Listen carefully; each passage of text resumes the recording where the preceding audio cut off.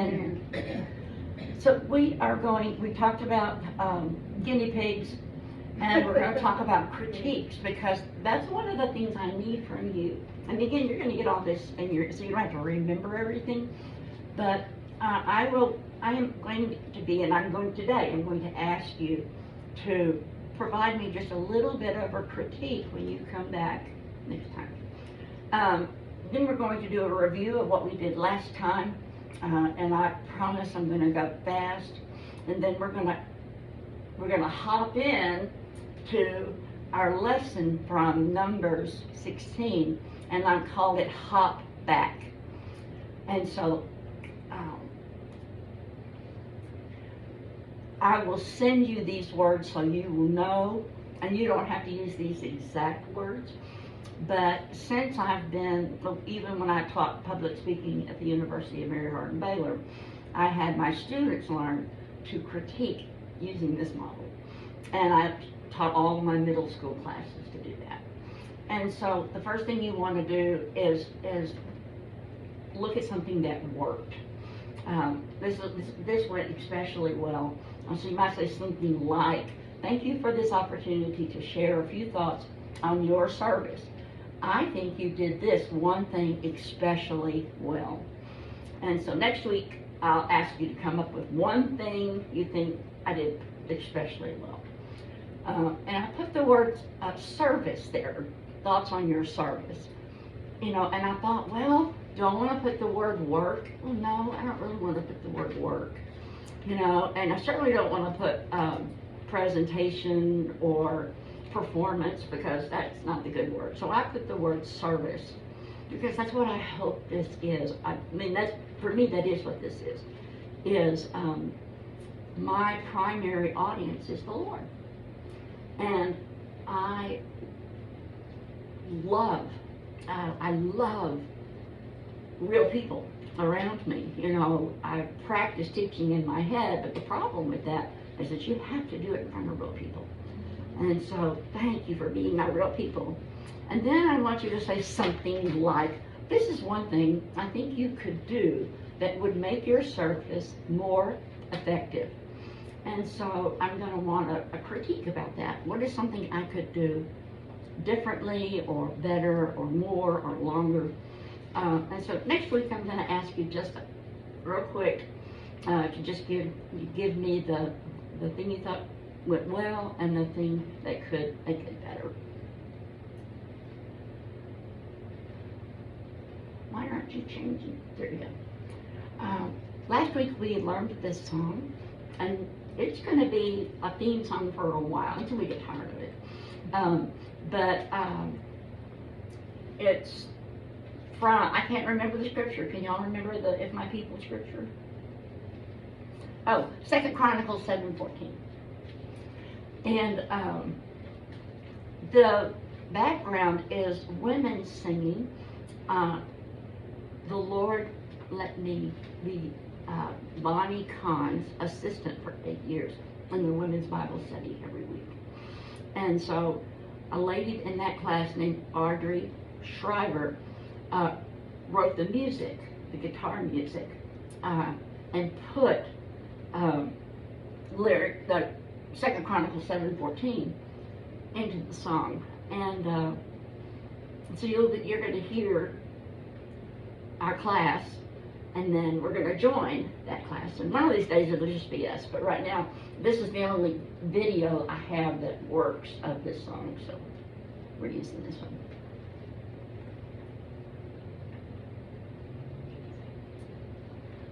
The audio is left exactly as it was captured during a weekly meeting of these sisters. In agreement with Jesus' prayer, George and I, oh, that's not very high.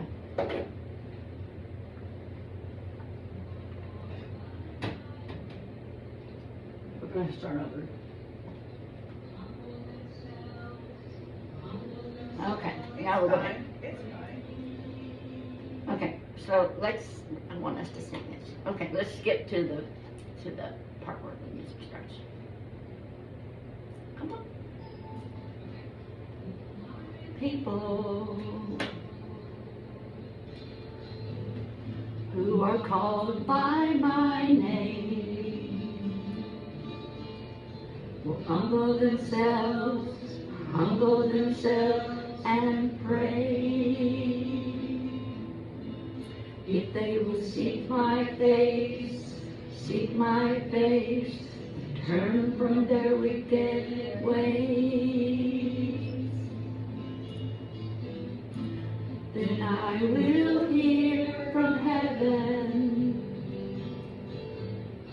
I'll forgive their sins, and I will heal their land. My people, who are called by my name, humble themselves and pray. If they will seek my face, and turn from their wicked ways,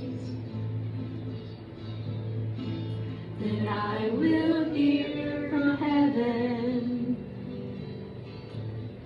I'll forgive their sin, and I will heal their land.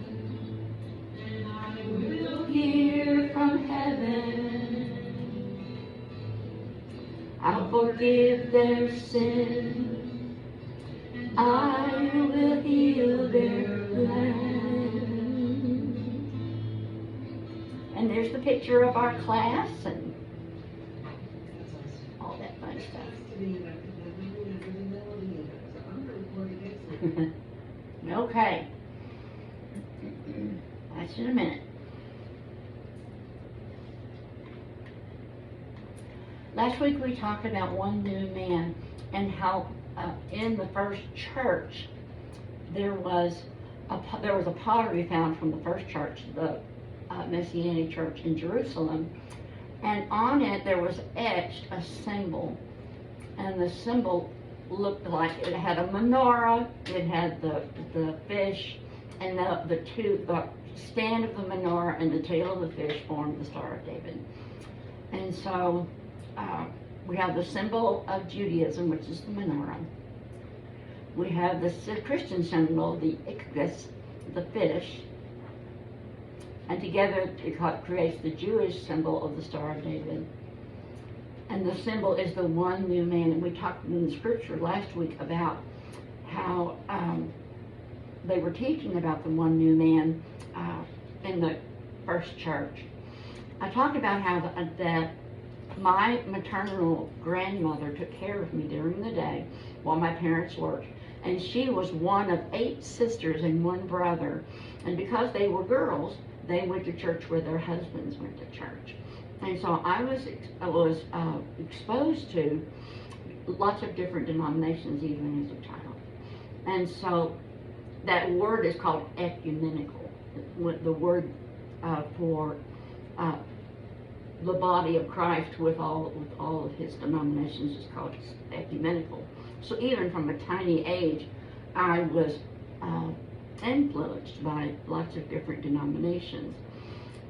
In the picture there's my Mama Clara, and outside Mama Clara's front door stood First Baptist Church. And so I literally had the church right in front of me every day of the world. This is not where we went to church, but it was where some of Mama Clara's family went to church. We talked about adoption and how the Gentiles were considered adopted into the people of Israel. And in the grip of God's sovereignty, my brothers and I were left in a motel. We were removed from our parents and placed for adoption, and this is my parents of adoption. In 1999, 40 years after our mother of birth left, our mother of birth returned, and through a searcher found me, and she wanted to know if I wanted to meet her, my mother, and I said, I'll have to talk to Daddy first. And so I talked to Daddy, and he thought that was very important. And so my mother of birth, she's the lady right here, She and my father both stayed married and had 3 more children. And so with my mother of birth came 2 brothers and a sister. And of course, it was in 1999. And mother passed into eternity 3 years ago. And so we had a long life together, even after that 20 years. And so I have an insight into adoption because I got to build a strong relationship with my mother of adoption, who's in the pink dress, and my mother of birth, who has the red hair. And that has helped me in my developing relationships with people who go to church, different denominations and different ways of looking. And I love that. So one of the things that Mama Clara taught me was that sometimes you have to hop back. And what hop back means is sometimes I would go to these different churches, and then one time I was particularly put off by something that happened at this church we visited. And so I was complaining to Mama Clara about it. Now at this point, Mama Clara was into her 80s. And she had shrunk down. But when I was complaining, she got herself up out of the rocking chair, and she physically hopped backwards. And she said, I wanted to be safe, because in Scripture it says, if you speak against God's servants, you could end up, the floor could open up and swallow you up. And I didn't want to fall in with you. Well, obviously that stuck with me, because I was probably about 8 when that happened. But it made a real impression on me. And so let's read, who would be willing to read Numbers 16, 20 through 24? Who would like to read that? And the Lord spoke to Moses and Aaron, saying, separate yourselves from among these congregations, that I may consume them in a moment. Then they fell on their faces and said, O God, the God of the spirits of all flesh, shall one man sin, and you be angry with all the congregation? So the Lord spoke to Moses, saying, speak to the congregation, saying, get away from the tents of Korah, Dathan, and Abiram. So, if you could put that last sentence, get away from, what he was saying is hop back. And so that's what they did. There was the tabernacle, and all of the tribes were around this. And I don't know which tribe, I'm sure it says, but I don't remember reading which tribe these 2 families were in. But they had the people who lived next door to them move their tents and their families and everything back, because we know what happened. So who would like to read Numbers 16, 25 to 30? I will. Okay. Then Moses rose and went to Dathan and Abiram, and the elders of Israel followed him. And he spoke to the congregation, saying, depart now from the tents of these wicked men, touching nothing of theirs, lest you be consumed in all their sins. So they got away from around the tents of Korah, Dathan, and Abiram. And Dathan and Abiram came out and stood at the door of their tents with their wives, their sons, and their little children. And Moses said, by this you shall know that the Lord has sent me to do all these works, for I have not done them of my own will. If these men die naturally like all men, or if they are visited by the common fate of all men, then the Lord has not sent me.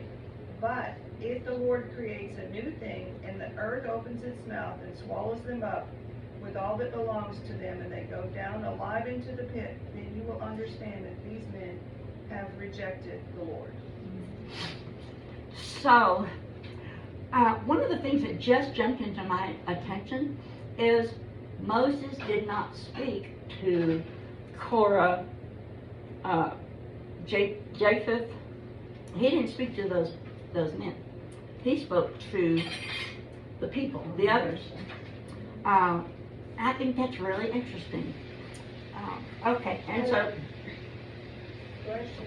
oh, yes, Okay, Kurt, when you read the last sentence, yeah. it said, then you know that these men have, Being rejected from the Lord. okay, mine says, men have despised the Lord. There you go, yeah. And then, my other King James says, have provoked Yeah. the Lord. So there's. Oh, that's good. That's good. They really were not doing very good in the Lord's eyes. I love that. There's different translations, as we all know, and it's always good, I think, to One was provoked, and what was the other one? Um, Despised. despise, yes. Yeah, mine says despise, but I got Gosh, it. that's good. Yeah, and I'm glad you did that, because that's what we want to do. Yes. Is I want to hear what your translations say. Because, I'm not in a room full of people who've never picked up a Bible. And so I want to know those kinds of things. That's great. So, this acts like it's going to be pretty loud. So, as soon as he finished speaking all these words, the ground under them split apart. The earth opened its mouth and swallowed them up and their household and all the people who belonged to Korah and all their goods. So they and all that belonged to them went down alive into Sheol, and the earth closed over them, and they perished from the midst of the assembly. Oh my goodness. So this is the picture Mama Clara had in her head. And I'm sure at some point in Sunday school we had this picture, because we used to have all of the Bible school pictures. And so, okay. So at the end of the day, the church is the bride of Christ. And my dream of the church that was all boarded up is like the story of, oh my goodness, who was the prophet that was told to marry a wayward woman? Lord help me. Anyway, he married her, and then he had to buy her out of slavery. I can't remember his name. Was that Hosea? It was Hosea, thank you. My picture's the story of Hosea. And y'all, in so many ways, I was Hosea's wife. I was, bad things happened at church. And when I turned 30, I was done with church for a long time. I think for 2 years. But then my journey back into faith was rough. Are you all done, sweetheart? No. Okay, I'm gonna quit helping. And so, my dream is like the bride of Christ. And George's dream is more like the scripture where it says they are the repairers of the breach. Isaiah maybe, or Jeremiah, one of those guys. And we'll talk about that someday. But at the end of the day, we are the bride of Christ. And women understand more about what it is to be a bride than a man does. Men understand more of what it means to love your wife as Jesus loved the church, because they're a man. And so our dreams actually complement each other. We didn't know that until a long time after we got married. But that's why we keep focusing on the bride of Christ and on the church. I got through my material faster than I intended to. So what does the bride of Christ mean to you, Jamie? Well, other than my goal, my ultimate goal, Mhm. to be a part of the bride of Christ without spot or wrinkle. There's a word for that. What is that word? Holy. Will you progress toward that? And it's a S word. It has a lot of letters. Succession. Sanctification. Oh, Yeah, sanctification. See, that's, everything I remember has to be a picture. So what does the bride of Christ mean to you, Debbie? I feel like it means that we are to serve God like we would serve our husbands. We need to give him our all. That's what we would do with our husbands. Mm-hmm. So Good. we need to serve him and love him the way we would our husband. Right. Brenda? The bride of Christ. That's the church. And we are the church. It's not a building, it's us. It's not a building, it's us. Yeah, Debbie, do you have some more? No. Oh, yours is a man, I was okay? just gonna say, as an individual, that's how I feel. Yeah, But yes, we all are the bride of Christ. that's right, that's right. And I'm not too sure about my role being the bride of Christ Mhm. is other than to pray and read the word and minister to other. I mean, I don't know exactly what my function is supposed to be, Uh-huh, but that's to serve yeah. him and to be somebody that people will look at and not say, oh, I don't want any of that. Yeah, yeah, And yeah. I think that's important that we keep that in mind. That's a good thing. Somewhere back in the rattling place, they would say she is as bitter as sour or curdled milk. I'm like, ugh. You know, the worst thing in the world is it's been in there too long, and you've got to get it out of the. You can't throw the thing away. You just have to pour it out. And, oh dear God, you know. And so, and that's yeah. Effie, the bride of Christ. Well, it's, like for me, it's the serving the Lord, and the bride of Christ is, like they said, is the church, Mhm. everybody in it. But there's only one other thing that gets me is because when you're a bride, you're supposed to be a girl, but there's men in the church. That's right. So Yes, That part, that's a good point. that part, Now, how do we reconcile that the church is yeah, Women. is the bride of Christ. Amen.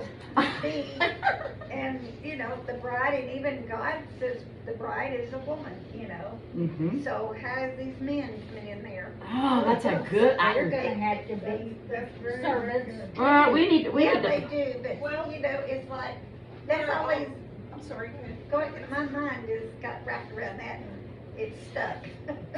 I love That's a that. good point. That's Yeah, great. That's great. Yeah, that's And that, you know, I hadn't I thought. don't even know there is an answer, I don't know. There Oh, probably I- is, but. Yeah. Well, it tells us though in Revelation that we're all gonna be clothed in robes of white. Yeah. So it's in essence a unisex uniform. I'm not saying Yeah. that There is a lightly. man. There is. But we're gonna be spirits. We are not gonna be in our natural body. No, we'll be able to recognize each other, Exactly. and we will be able to Spirit remember spirit. our relationships. Something about those relationships, and I don't know. And I heard somewhere and read that it's like, you'll know everybody, you'll know their names and whatever, but you won't know them as your mother, your father, your son, Yes, yes. or husband, you know. I've heard that too. And so it's just like people, Don't worry about writing here, Okay. sweetheart. Thank you. It says you'll be known as you're known. Oh, you Yes, used one of my that's very, it. very favorite words. that's true, that if you're known as you're known, then, Well, I'm gonna know you, and Yeah. you're gonna know me, but I think you're right when you said, I'll know my mother, but she won't be my I'll be mother. your mother, Yeah, yeah. but And I that's don't know like- how that works. I don't either. And, you know, if you lose a child, you know, and you go to heaven and you're gonna see that child. Yes, you are. But, you know, how do you know you're, if you know you're not the mother, it's just a child, so how does that gonna, Boy, when Regina was really little, she was very precocious, and she was the first child, so I poured a lot into her. And I was 19 when I had her, so, she was the best doll I ever got to play with. my first one was a boy, and I was 17. Yeah. And so one day, she was talking about, she had a little bear that was called Cuddles. And she was like, Mommy, will Cuddles be in heaven? And the Lord just gave me, and I said, baby, do you need Cuddles? And she said, oh, yes. I said, then and Cuddles will be there because everything you need will be there. Now, do I know where that came from? No, but it did satisfy her, and that was a good thing. Where do we go? Let's run over to, I think it's 1 Corinthians. No running. I think that's where it is. When I had my dream, the Lord took me on a journey through His Word, and it started in Corinthians. Which Corinthian was it, Lord?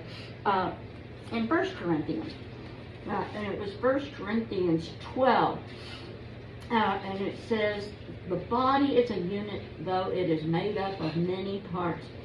And though all the parts are many, they form one body. So it is with Christ. For we are all baptized by one Spirit into one body, whether Jews or Greeks or slave or free. And we were all given the one Spirit, see it's capitalized, to drink. Now the body is not made up of just one part, so the foot should not say, because I'm not a hand. So it goes on to say, the eye can't say to the ear, you're not a part of the body because you're not an eye. And the hand cannot say to the foot, you're not a part of the body because you're not a foot. And what I think that means is we are one body, and we're not always going to get along. We're gonna have differences. And part of being the bride of Christ is learning what that looks like. What does that look like in the kingdom to have all these differences? Now, when we get to heaven, our differences aren't going to matter because they will be the unique anointed thing that God gave us when He created us before He ever said, let there be light. And we talked about this last time.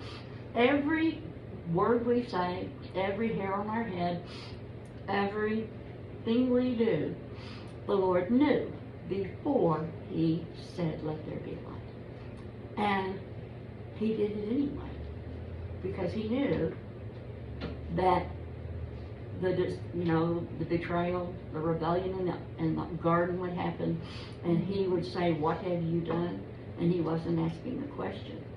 He was crying what He would be crying on the cross. Oh my goodness, so much will come from that. And so, I don't get ahead of myself. You can see this kind of this certain highlighter, see that yellow and lots of other colors. As I went through my Bible, the Lord, it was like the words would get bigger and then they would just come right up to my face. And so I would turn, and I'm not going to do all of them, but I'd turn the page and the love chapter just jumped right up off the page. And so I went through the Bible, and the first scripture He gave me was here in 1 Corinthians.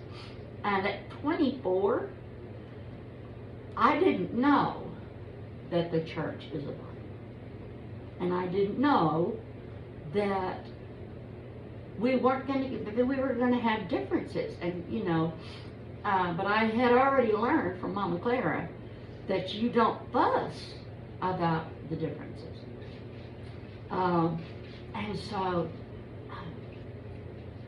I'm having fun. Are y'all having fun?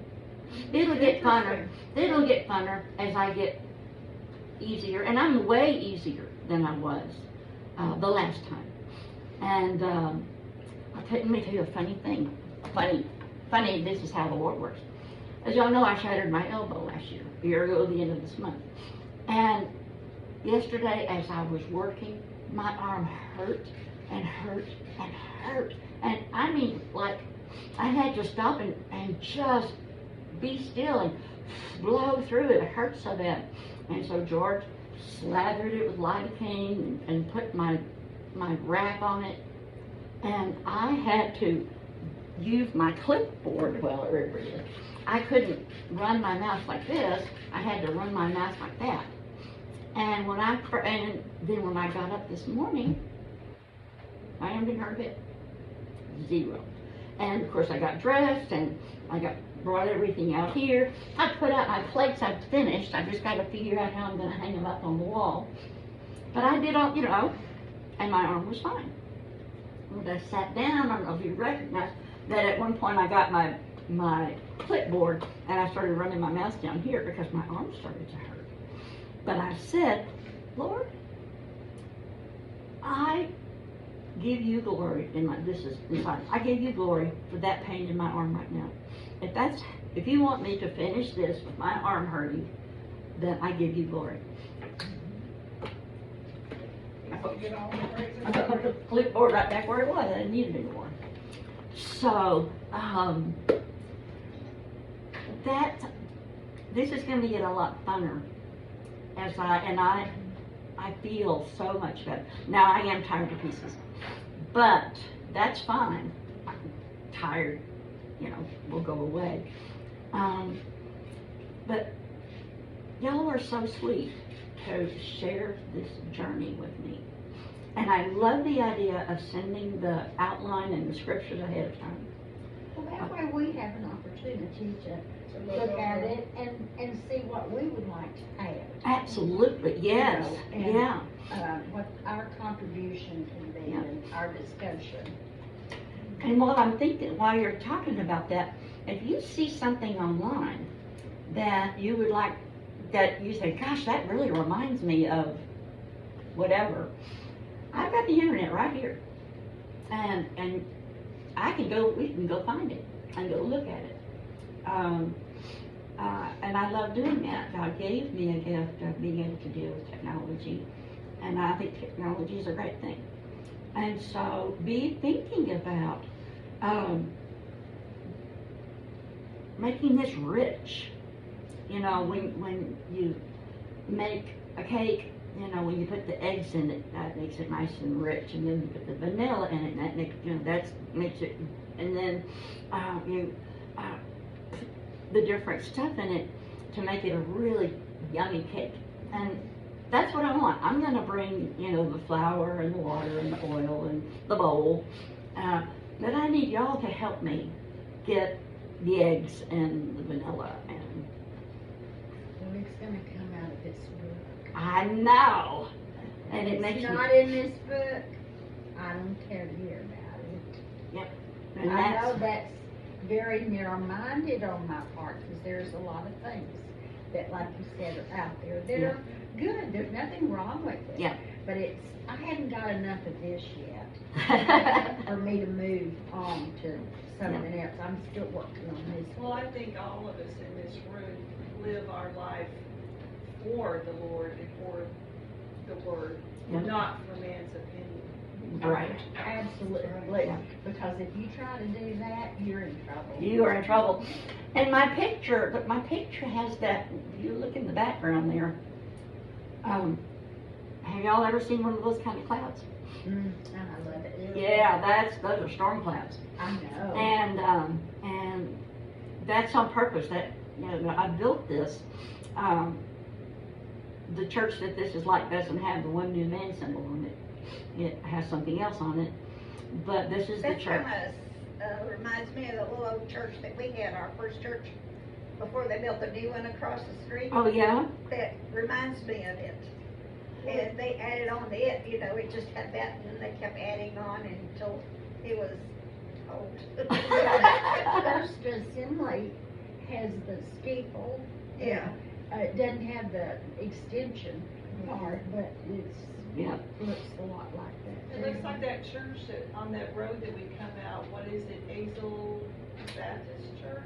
Yeah, Ash. I think it's Ash Creek, yes. Ash Creek Yeah. down here on Yeah, Stewart it County. looks like that to me. Yeah. Yeah, Ash Creek does look a lot like Yeah. that. Lots of churches look like that. Mhm. And that is the one, even though, I haven't been in that the building that looks a lot like that. This building doesn't look exactly like the Well, no, building. that front part was just barely covered over the front door thing Yeah. on that one. Yeah. And it didn't have the Star of David thing up there. Yes. But it did have the steeple. When I first learned about the One New Man symbol, I was like, well, that's very interesting. But I don't know that it's that important, and I'm gonna pass this around if you want to look at it. But then when somebody gave me this prayer thing, it had there, lo and behold, there was the One New Man sign. And so I've been working on. I've always had an affinity for like the Hebrew language. Yes, ma'am. At what point did this become a symbol that's called the One New Man? It came from, well, Yeah, I when haven't heard that one before. and I'll go out and look. When they found this sanctuary or place where they were meeting, they found these two artifacts, and the One New Man is in Scripture, and so Where? we've read it. I'll get it again. Okay, okay. Yeah, I'll get it again. Okay. And so they were like, and in the other artifacts it talked about the One New Man, and so they knew that this was And this is a in reflection Israel? of All the denominations. well, it is the combination of Israel Oh, and the Gentiles. oh, okay. And when we are grafted into Israel at salvation, then the stand of Israel and the tail of fish make the Star of David. So where did all of the denominations come from? I'm going to give you a 1 minute answer, and then I promise I'll do more. For all practical purposes, it is because especially the Protestant church began reading the Bible for themselves, and you had pastors who devoted their lives to studying Scripture, they developed habits, and habits isn't a good word. The way they proceeded with their worship services. Their protocol. Protocol's a good word. And so, and they didn't communicate with churches a long way away. And actually, Mama Clara's family was fairly unique because a lot of people who were in the Baptist church had never stepped foot in another church, or in Church of Christ, or the Episcopalian, or and so this coming together as the church with all the denominations, and that word ecumenical is a modern word, and there's a Bible word for what that is, but I don't know what it is, but we'll get there. But the denominations, when God showed me, or when God gave me that dream, He was ministering to what was coming in my life and in dealing with the church. And I have been on staff, I think, in 4 denominations. I was ordained as a deacon in the Presbyterian church. And before I left the Methodist church, I was a candidate for ordination as a minister. And I lived in Boyd, Texas, when that all came to a head. Nothing against the little town. No. It is where it was.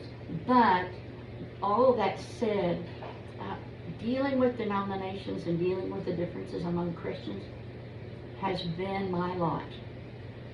And I certainly didn't I wanted to teach, I wanted to teach kids, youth. And I wanted to do music. I'm a musician, and do worship, and do plays at church. I always did the Christmas thing and the Easter thing. That's what I wanted to do. But God just kept putting me in positions of dealing with denominations. And I've learned to really, really love that. And Bonnie's class, there were people from different denominations in her Yes. class. Yeah, they call some of those classes, well, like undenominational churches. Right. Because my son goes to one of those. Yeah, undenominational. the church at Israel is Yeah. non-denomination. Yeah. It don't matter what denomination you are, The church at Hazel, the one out there, is Baptist. I They thought it don't was- advertise it, but it But it is. is. Oh, okay. When Well- you go and look at what they believe and stuff, it's Hazel's Baptist. church or. Well, I've often said that, Yeah. yeah, non-denominational churches are really Baptist churches with the cool website. Well, You don't go Baptist. well, they actually do things different there, because I went to church with him before, and they believe his hands-on healing and, all that stuff, and it's so different. And It is different. It is. I said, okay, I'm going back to Baptist. And see, there's a comfort level for you. Yeah, I'm And comfortable we're- over here, not yes. over there. And when things start happening that you're not familiar with, we all get uncomfortable. Oh, boy. I know when we were kids, my aunt used to take me and my cousin, well, we went to Bible study. Yeah. I mean, not Bible study, Bible school. Yeah. And then they had a revival or something, or some kind of thing when we were kids. And she took us, I can't remember whether it was a Church of Christ or something else. But we go and directly everybody got up, jumping up, hollering, and It was not Church all of like, Christ. we looked at each other out the front door. Oh, you know what? I think what I said to Mama Clara was pew jumping. I said, those people were pew jumpers. Oh, man, Mama Clara jumped up and hopped backwards. I think pew jumping is what I said. But anyway, she made us go back the next night. And I told my cousin, I said, we're getting by the door. I'm having the same struggle that you were having. I mean, I'm going to the Assembly of God Church with Brenda and Janie, and I'm Baptist. And so I'm learning new stuff. And But they it's took it's you in the that was Bible. here. Yeah, it's in the Bible. It's My in the mother- Word. I'm gonna believe it. All My right. mother-in-law took me to a prayer meeting at their Assembly of God that was all women, and I got there and they were up front on their hands and knees at the altar wailing. It scared the snot out of me because she didn't even tell me what was going on. What? She I thought they didn't were know killing somebody up And, there. well, I didn't know what they were gonna do. I mean, it was scary. Yeah. We You didn't want to be part of the sacrifice. Oh, no left. kidding. No kidding. Okay. Yeah. Y'all, it's 10 o'clock. It's 10:02 when we started at 11:02 when we started at 10:02. And one thing that Miss Regina's gonna say is, you gotta be on time, Mother. That's right. Gotta be on time. Yeah, she is, oh boy. When she says we're gonna be here an hour, we're gonna be an hour. Oh, not So- my So brother. she's kicking us out, y'all. Yeah, Well, and I am tired to death, but I'm not, as, I was pouring in sweat the last time, and I'm not sweaty at all. Good. And so, Good. yeah. Be comfortable. We love you and we're here. And We're all yes. gonna work this together. good. And that is what the goal is, that we, Yeah. all join in and all that, and take some of that, your own pressure that you've applied, not, No, that's my habit, you're right. And I it's- am working against it, because I know that's not the Lord. Want you Yeah. to be burdened with that. Oh, no, I won't be. Well, I won't be. when I was kid, I guess, well, Mama, she always let us wear shorts and she'd clean our fingernails. And my granddaddy said on the front porch, he's read the Bible, front to back. I don't know how many times. But he was sitting there saying, oh, mate. And we have our shorts, me and my sister, and, I'm 4 years older than her anyway. And then he says, you're going to hell. And I looked at him and I said, because you're Jezebel, and he calls Jezebel, painted her fingernails, and did this, that, and the other. And I'm going, and playing cards, that's gambling, Oh, or yeah. whatever, you know. No and, cards, And it was always, you know. Yeah. And for There's fun years, card people telling games, me the way that. that you're not gambling money and stuff. And, yeah, and I that was played fun. poker. But that's the beginning of the downfall. Yeah. But I mean, You're calling something into being. and, you know, so while I can see you continue to Thank paint you your so nails. much. Yeah. Oh, good. You're Good, good. Well, good. It's gonna get funner as I go. I'll start showing my funnerness. Well, I've heard the word of God be a lot of things, but fun is one of them. You're gonna have fun. You're gonna look Yeah, pretty I'm not good. having fun, I'm not doing it. Thank you. Oh, thank you. I had this, and my Sunday school class, and so everybody prays for me. Well, that's good, you can't have too many. No, there's no way to have too many prayers. That was how come, girls, I just love y'all. It was And I will connect with you on phones or Facebook or whatever until I get an answer, and then we will decide, probably email, oh, phones, everybody has a cell phone. Well, yeah. Okay, so I can do it on our phone numbers, Yes, and that'll be and good. that'll be good, because. Yep, we I actually told look him, at it. see, he's my timer. How do you like the plates? I love them, they're beautiful. I'm gonna do the fruits of the flesh on the smaller plates. I haven't decided how, because these I wanted to be fun, but of course the flesh is like squirrely. And so I'm going to put squirrels on them. Because, good, yeah, when you do, you're after squirrel, in here in Texas, we know what squirreling is. Yes, we do. And I'm